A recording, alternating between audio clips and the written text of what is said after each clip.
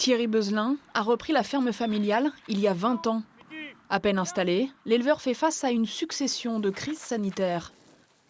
Il y a eu la vache folle, il y a eu la fièvre afteuse, il y a eu beaucoup de crises de viande et on perdait, c'était un tiers du prix sur notre viande. On s'est dit, bon, puisqu'il y a des gens qui font les filières ou qui s'occupent des abattoirs qui ne savent pas vendre notre viande, peut-être qu'on va essayer nous-mêmes et puis peut-être qu'on n'a pas grand-chose à perdre. L'activité boucherie démarre progressivement.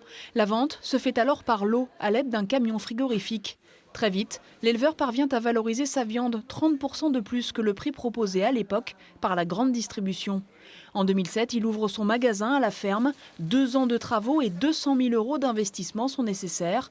Une activité rentable aujourd'hui, mais qui nécessite du personnel. Il y a 2 personnes à temps plein. Nous, on y participe, je dirais, environ 2 jours par semaine.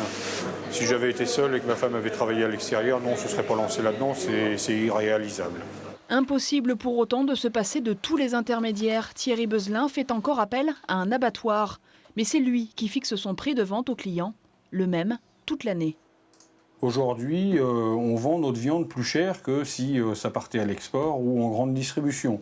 Mais j'insiste bien aujourd'hui, parce que si dans 1 an ou dans 2 ans ou peut-être dans 6 mois, les cours remontent, on sera pratiquement au même prix.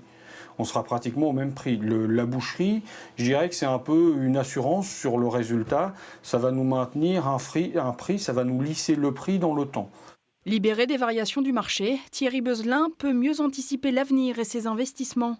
Une manière aussi de compenser l'autre activité de sa ferme, l'élevage laitier, cette fois dépendante des prix fixés par les laiteries.